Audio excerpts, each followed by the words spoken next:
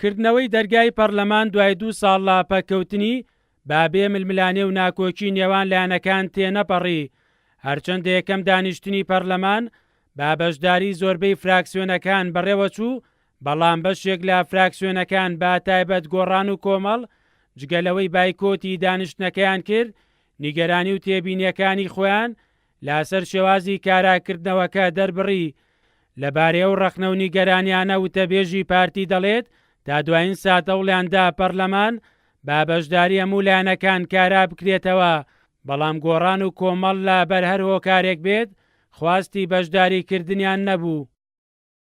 هەوڵەکانمان بە ئەو ئەڕاستی بوو کە ئێمە هەمومان بەیەکەوە پەرلەمان کارا بکەینەوە، هەم پارتی هەم یەکێتی هەم یەکگرتو هەم کۆمەڵ هەم گۆڕان بەداخەوە هەردوو حەزب تا دوێنێش چاوەڕێ بووین و تا دوێنێش گفتوگۆی زۆر کرا لەگەڵیان بۆ ئەوەی کە بتوانین بەیەکەوە ئەم کارە بکەین، بەڵام دیارە گەشتنە و قناعەتی کە ئەوان جارێ بەشدار نەبن.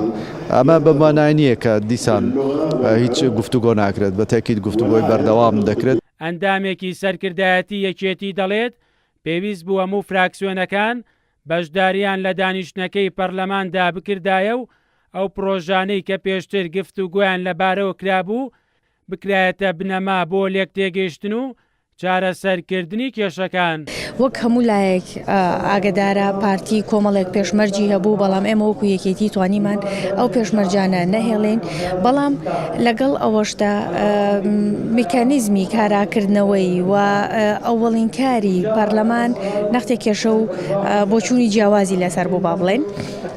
ئەمە وای کردکەوە هەندێک لایەن ئامادەی بەشداربوون نەبن لەگەڵ ئەوەی کە پێیان باش بوو پەرلەمان کارا بکرێتەوە، و هەروەها چەند هەواڵێکی فراکسیۆنی یەکێتیش بە هەمان شێوە. ئەوەلیەتی کاری جەلسەی یەکەمی پەرلەمان مەسەلەی ڕەفەڕاندۆم نەبێ بەڵکو و یاسایەکی تر بێ، یاخود خاڵێکی تر بێ لەو حەوت خاڵێکی پێشکەشمان کردبوو. کردنەوەی دەرگای پەرلەمان لە کاتێکدایە و کۆدەنگەی کە بڕیار بوو دروست بکرێت هێشتا بەدی نهاتووە و دیار نییە کاراکردنەوەی پەرلەمان دەرگا بەڕووی کێشەکاندا دادەخات یان دەرگایەکی نوێ باڕووی ململانێ و ناکۆشیەکاندا دەکاتەوە. ئەبێ هێزە سیاسەکان لە نێوان خۆیانە تێگەشتنیان هەبێ، جۆرە لە تەوافقیان بۆ دروست ببێت لەسەر کۆی ئەو مەسەلانەی کە ئێستا لەسەری ناکۆکن، تەنها لەو کاتەیە ئێمە هاتوانین خاوەنی پەرلەمانێک و حکوومەتێک و دۆخێکی سیاسی ئاسایی بن لە کوردستان. کاراکردنەوەی پەرلەمانی کوردستان دوای 2 ساڵ لە پەکەوتنی لە ئەنجامی ئەو گفتوگۆ و دانوستانانە هات کە لە نێوان لایەنەکان با تایبەت پارتی و یەکێتی بەڕێوە چوو. هەرچەندە ئێستا دەرگای پەرلەمان کراوەتەوە، بەڵام هێشتا ململانیەکان لەسەر شێوازی کاراکردنەوەی پەرلەمان لەو پەڕی مشت و مڕی سیاسیدایە. مەریوانە بڵا، کورتسات نیوز، سلێمانی.